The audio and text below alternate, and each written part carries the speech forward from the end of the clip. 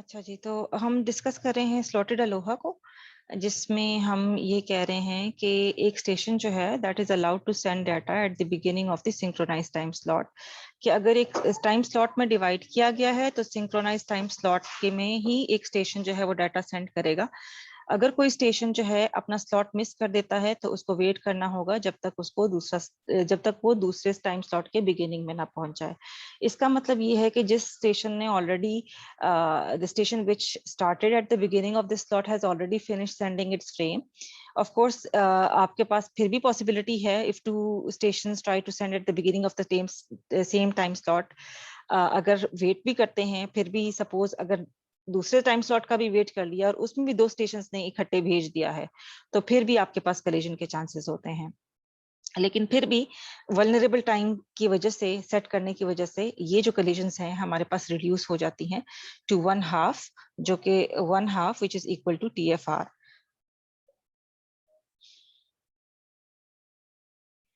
अच्छा, slotted ALOHA में vulnerable time हमारे पास TFR है, तो इसमें थ्रूपुट किस तरह से होगा? थ्रूपुट मैंने आपको पहले भी बताया था कि थ्रूपुट आपका क्या होता है कि आपके पास बैंडविड्थ पे डाटा कितना आ रहा है, वो आपके पास थ्रूपुट होता है।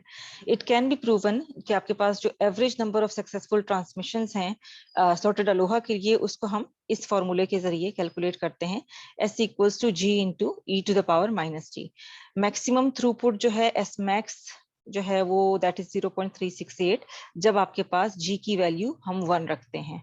ठीक है, G की वैल्यू अगर हम 1 रखेंगे डेफिनेटली, तो आप इसको कैसे कैलकुलेट करेंगे? 1 इंटू E⁻⁻1। तो आपके पास इस तरह से जब आप इसको कैलकुलेट करेंगे तो आपके पास S मैक्स की जो वैल्यू है वो 0.368 आएगी।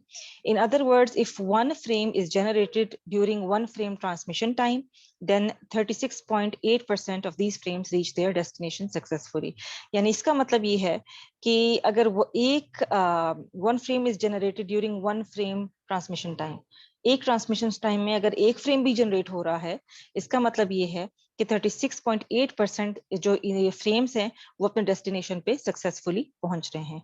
वी एक्सपेक्ट कि G इक्वल्स टू 1 जो है इट प्रोड्यूसेस मैक्सिमम थ्रूपुट। हम ये एक्सपेक्ट करते हैं कि G इक्वल्स टू 1 की जो हमने वैल्यू एज्यूम की है ये हमारे पास प्रोड्यूस करता है मैक्सिमम थ्रूपुट को, क्योंकि वल्नरेबल टाइम है जो है that is equal to the frame transmission time. जो आपके पास वल्नरेबल टाइम है उसको हमने सेट किया हुआ है TFR, जो आपके पास क्या है? फ्रेम ट्रांसमिशन टाइम है। Therefore, if a station generates only one frame in this vulnerable time and no other station generates a frame during this time, तो आपके पास क्या होगा? फ्रेम जाहिर है वो डेस्टिनेशन पे सक्सेसफुली पहुंच जाएगा। तो स्लॉटेड और प्योर में आपने फर्क देखा कि सिर्फ ये फर्क है कि आपके पास टाइम स्लॉट्स में डिवाइड कर दिया जाता है और एक वल्नरेबल टाइम की विंडो रख दी जाती है, जिसकी वजह से स्लॉटेड अलोहा प्योर अलोहा के मुकाबले में अपने फ्रेम्स को डेस्टिनेशन तक पहुंचाने में ज्यादा सक्सेसफुल है। नेक्स्ट जो हम लोग प्रोटोकॉल डिस्कस करेंगे वो है carrier sense multiple access, CSMA। अब क्या है कि कोशिश यही होती है प्रोग्रामर्स की और डेवलपर्स की कि वो ऐसे प्रोटोकॉल्स डेवलप करें जिससे आपके पास वो टेक्नोलॉजी जो है वो बेहतर की तरफ जाए। अभी इसको बेहतर बनाने के लिए यही है कि हम इसमें कोलिजन के चांसेस को कम से कम करें। देयरफॉर जब कोलिजन के चांसेस हमारे पास कम से कम होंगे तो आपके पास क्या होगा? परफॉर्मेंस आपकी इंक्रीज होगी। CSMA मेथड जो है वो इस वजह से ही डेवलप किया गया। चांस ऑफ कोलिजन जो है वो रिड्यूस हो जाता है अगर एक स्टेशन भेजने से पहले मीडियम को सेंस करे कि आप इसके ऊपर कहीं पहले से डाटा आ तो नहीं रहा, कोई स्टेशन डाटा भेज तो नहीं रहा। अगर कोई स्टेशन डाटा भेज रहा है तो मैं वेट कर लेता हूं जब तक वो स्टेशन अपनी ट्रांसमिशन फिनिश नहीं कर लेता, उसके बाद फिर मैं अपना डाटा भेजूंगा। अगर स्टेशन सेंस करेंगे तो कोलिजन के चांसेस कम से कम होते जाएंगे। CSMA requires that each station first listen to the medium। पहले मीडियम को सुनो कि उसके ऊपर डाटा आ जा तो नहीं रहा कहीं। In other words, CSMA is based on the principle क्या है? Sense before transmit. ट्रांसमिट करने से पहले चैनल को सेंस करो, जिसको हम बेसिकली वो भी कह सकते हैं लिसन बिफोर यू टॉक। क्या पहले सुनो, जब आपको स्पेस खाली मिलती है फिर आप बोलो। ठीक है, CSMA आपके पास रिड्यूस करता है कोलिजन की पॉसिबिलिटी को, लेकिन ये आपको एलिमिनेट नहीं करता कंप्लीटली, कम कर सकता है। रीजन आगे फिगर में भी हम देखते हैं कि एक स्पेस टाइम मॉडल है जो कि एक CSMA नेटवर्क में चलता है। स्टेशंस जो हैं that are connected to a shared channel, जो कि एक डेडिकेटेड मीडियम है। जैसे आपके पास सामने ये फिगर है, ये एक स्पेस टाइम मॉडल है आपके पास तमाम चैनल्स जो हैं, ये चैनल सॉरी स्टेशन ए है, बी है, सी है और डी है, ठीक है। और ये यहाँ पे हमारे पास अलोंग आपके पास इस एक्सेस पे आपके पास टाइम शो हो रहा है, और इस एक्सेस पे हम लोग अगर स्पेस को कंसिडर करें तो आपके पास जो है स्टेशंस इस तरह से ट्रांसमिट करेंगे कि पहले वो इस मीडियम को सेंस करेंगे, फिर वो ट्रांसमिशन करेंगे। The possibility of collision still exists because of propagation delay. When a station sends a frame, it still takes time. बेशक कम टाइम लेता है, लेकिन फिर भी टाइम लगता है for the first bit to reach every station and for every station to sense it. जब एक स्टेशन डाटा को लिंक पे डालता है, एक प्रोपगेशन टाइम लगता है डाटा को लिंक पे डालने में, तो उस दौरान ये ना हो कि उस प्रोपगेशन टाइम के दौरान में किसी और स्टेशन ने सेंस कर दिया हो कि अच्छा चैनल खाली है और मैं भी भेज दूं, ठीक है। तो उस चीज को सामने रखते हुए फिर भी कोलिजन की काफी पॉसिबिलिटीज होती हैं। In other words, a station में sense the medium and find it idle only because the first bit sent by another station has not been received yet, ठीक है। मतलब एक स्टेशन को मीडियम खाली मिल गया, उसको लगा खाली है मैं भेज दूं, बट दूसरा स्टेशन ऑलरेडी भेज चुका होता है, बट वो बिट अभी पहुंचा नहीं होता, रिसीव नहीं किया गया होता, तो वहां पे भी आपके पास कोलिजन के चांसेस होते हैं। At time t1 station b senses the medium and finds it idle। जैसे अब T1 पे आपके पास जो है B ने, ये टाइम T1 चल रहा है, ठीक है, ये वाला B ने सेंस किया, उसको मीडियम खाली मिला, ठीक है, तो इसने अपना फ्रेम भेज दिया। At time T2 is greater than T1, station C senses the medium and finds it idle। अच्छा, अब B ने भेजा, ठीक है, लेकिन अब T2 टाइम पे, इस टाइम पे C ने सेंस किया, लेकिन इसको मीडियम खाली मिला, क्योंकि जो B ने ये भेजा था ये अभी पहुंचा ही नहीं था C की तरफ, तो इसको भी मीडियम खाली मिला, तो इसने भी ट्रांसमिशन शुरू कर दी। Because the first bit from station B have not reached station C, ठीक है, तो स्टेशन C को भी खाली मिला, तो इसने भी फ्रेम भेज दिया, ठीक है। The two signals collide and both frames are destroyed, ठीक है। फिर एक पॉइंट पे जब आपके पास दोनों आपके पास आके सेम टाइम पे वो होंगे, तो जाहिर है वो कोलाइड हो जाएगा और आपके जो दोनों फ्रेम्स हैं वो डिस्ट्रॉय हो जाएंगे।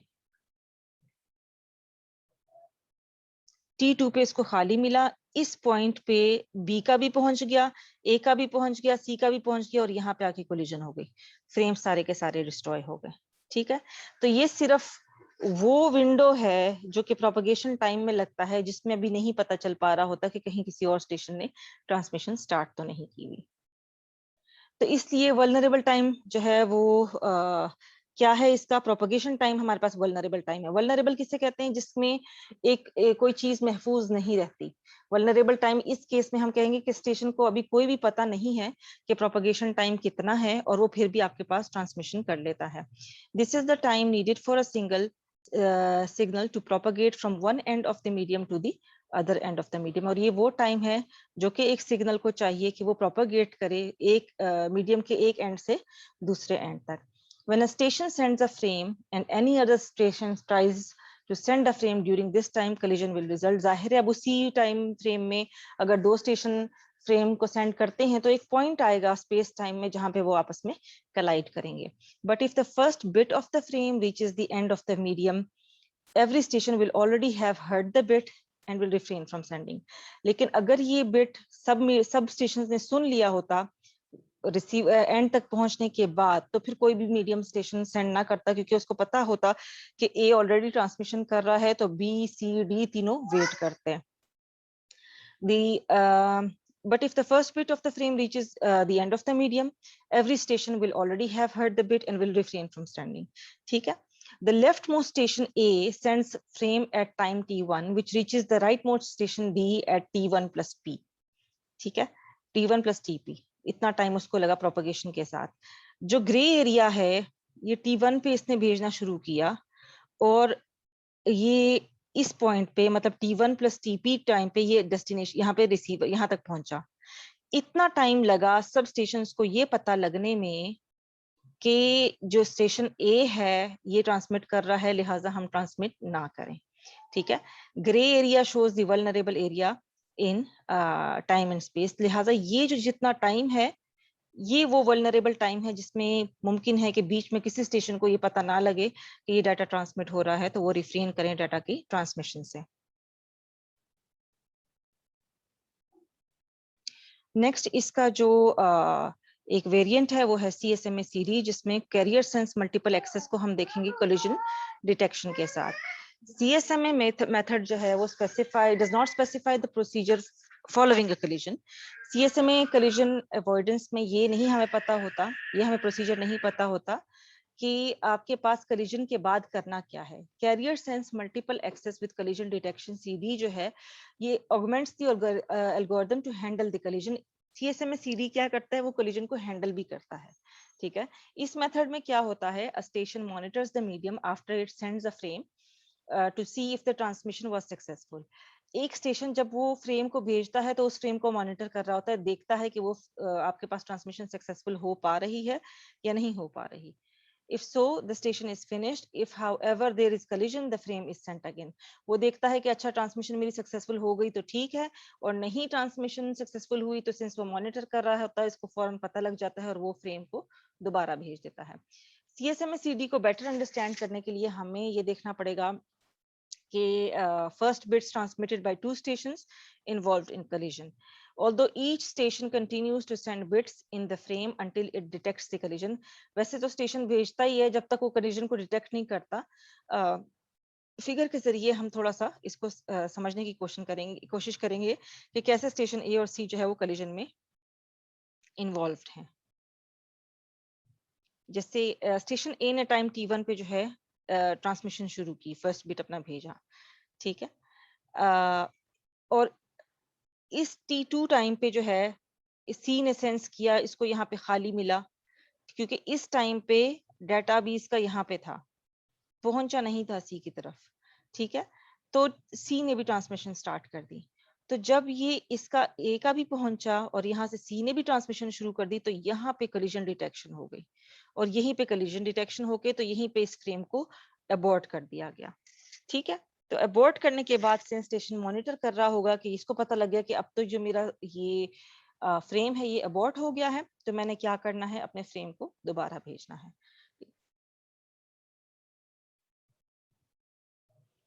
At time T1, station A has executed its persistence procedure and starts sending the bits of its frame. ठीक है, T1 पे इसने भेजना शुरू किया, T2 पे T1 पे इसने A ने भेजना शुरू किया, ये T2 पे C ने भेजना शुरू किया। ठीक है, इस टाइम पे T2 वाले टाइम पे अभी डाटा यहाँ पे था, इसलिए C को नहीं पता था कि मेरे पास यहाँ पे आके कोलिजन होगी, तो C ने भी भेजना शुरू कर दिया। Station C executes its persistent procedure and starts sending the bits in its frame, which propagate both to left and right.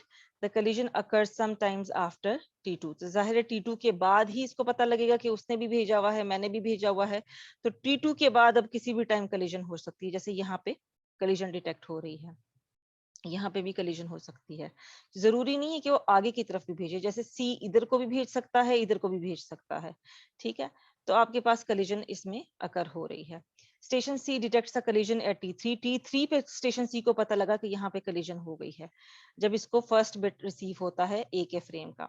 Station C immediately और after a short time, but we assume immediately abort transmission. Station C को जैसे ही पता लगता है कि अच्छा जी यहाँ पे तो ऑलरेडी ए ने कर दिया है, तो अपनी ट्रांसमिशन को यहाँ पे अबॉर्ट कर देता है, खत्म कर देता है। स्टेशन ए भी जो है station A detects collision at T4 when it receives the first bit of C's frame.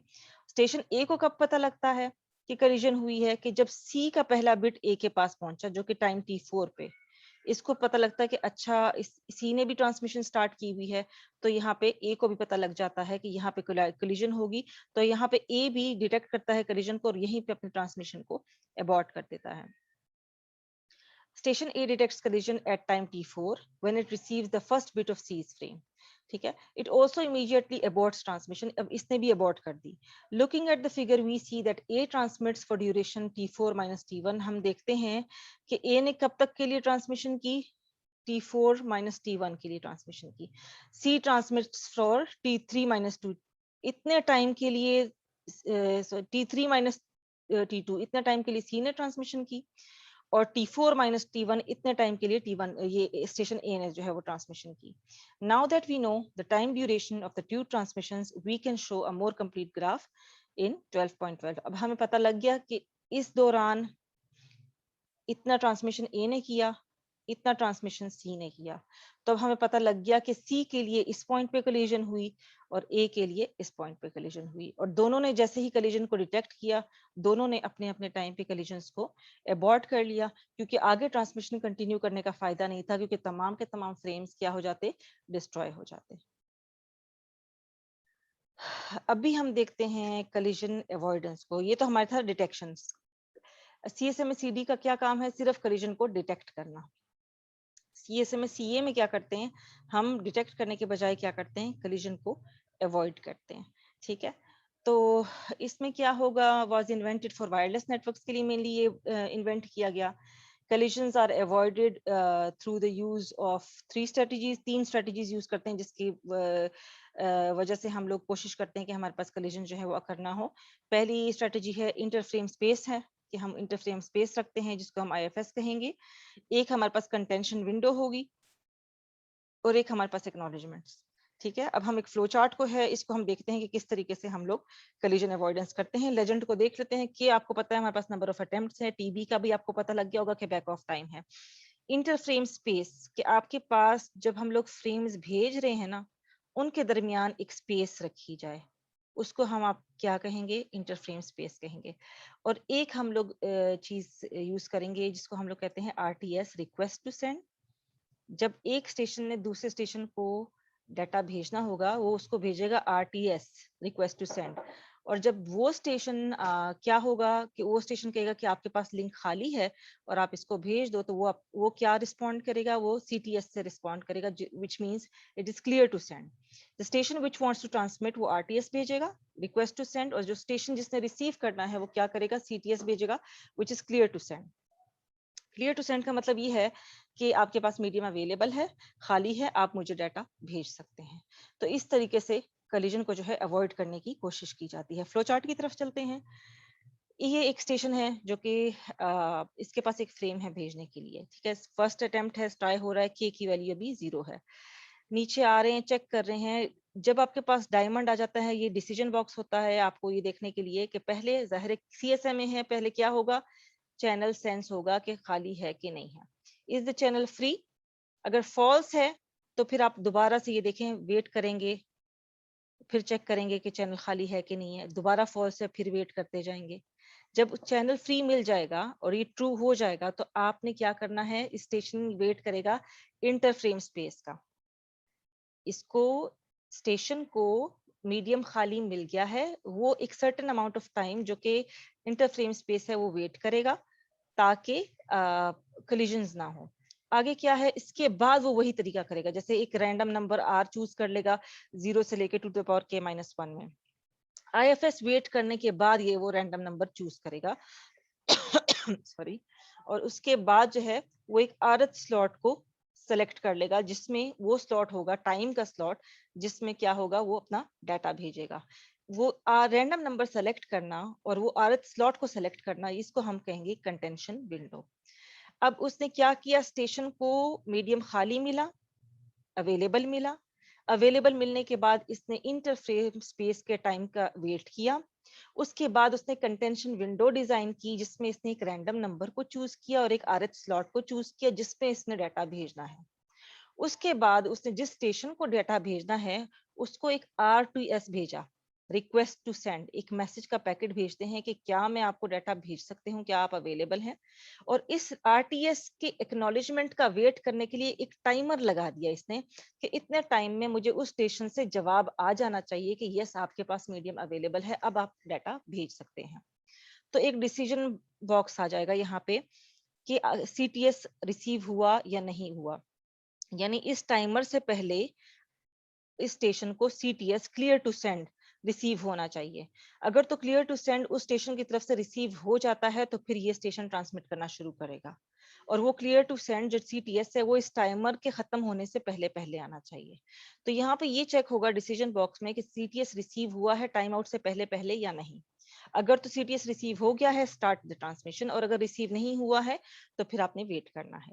ठीक है, और अगर टाइमर खत्म हो गया है तो फिर दोबारा आपने आरटीएस भेजना है। ठीक है, अब ये वैल्यू अगर फॉल्स हो जाएगी, CTS received before time out, if no, तो फिर आपके पास क्या हो जाएगा, आपके पास के की वैल्यू जो है वो इंक्रीज हो जाएगी, के इक्वल्स टू के प्लस 1, और आपके पास देखेंगे कि वो के की मैक्सिमम लिमिट जो कि 15 है उसको क्रॉस तो नहीं किया। इन केस अगर क्रॉस कर दिया है तो वो फॉल्स होकर अबॉर्ट हो जाएगा कि आप certain amount of time wait करें, और अगर अभी 15 तक नहीं पहुंचा, भी आपके पास और भी ट्राई करने का चांस है, तो के की वैल्यू जैसे पहले 0 थी, के की वैल्यू अब 1 हो जाएगी जो कि 15 से कम है, तो वो अगेन एक टीबी अमाउंट ऑफ टाइम जो है बैक ऑफ टाइम वेट करेगी, और दोबारा ये प्रोसेस जो है वहीं से स्टार्ट हो जाएगा। वही देखेगा कि चैनल फ्री है कि नहीं है, फ्री मिल गया तो फिर आईएफएस से इंटरफ्रेम स्पेस वेट करेगा, फिर कंटेंशन विंडो बनाएगा, फिर आरटीएस भेजेगा, उसी तरीके से टाइमर सेट करेगा। अब अगर टाइमर सेट करने से खत्म होने से पहले पहले उसको सीटीएस रिसीव हो गया, तो दोबारा से ये एक इंटरफ्रेम स्पेस का वेट करेगा, और उसके बाद जो है वो अपना फ्रेम भेजेगा जो कि इसकी मेन ट्रांसमिशन होगी। फ्रेम भेजने के बाद दोबारा से एक टाइमर सेट करेगा कि इसको रिसीवर से एक्नॉलेजमेंट मिल जाए कि हाँ, इस टाइम के अंदर अंदर मुझे सक्सेसफुली फ्रेम रिसीव हो गया है। अगर इन केस फ्रेम रिसीव हो जाता है तो आपके पास जो है फ्रेम रिसीव हो जाता है तो इसको क्या मिल जाएगी, एक्नॉलेजमेंट मिल जाएगी। एक्नॉलेजमेंट मिल जाएगी तो आपकी ट्रांसमिशन सक्सेसफुल होगा, और सक्सेस होके ये वाला फ्रेम की ट्रांसमिशन खत्म होके दूसरा फ्रेम फिर भेजने की तैयारी होगी।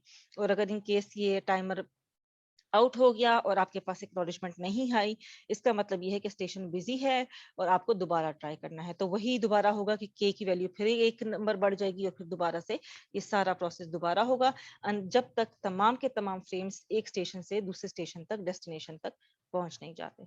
तो ये जो है प्रोसीजर था हमारे पास किस चीज का, carrier sense multiple access collision avoidance का।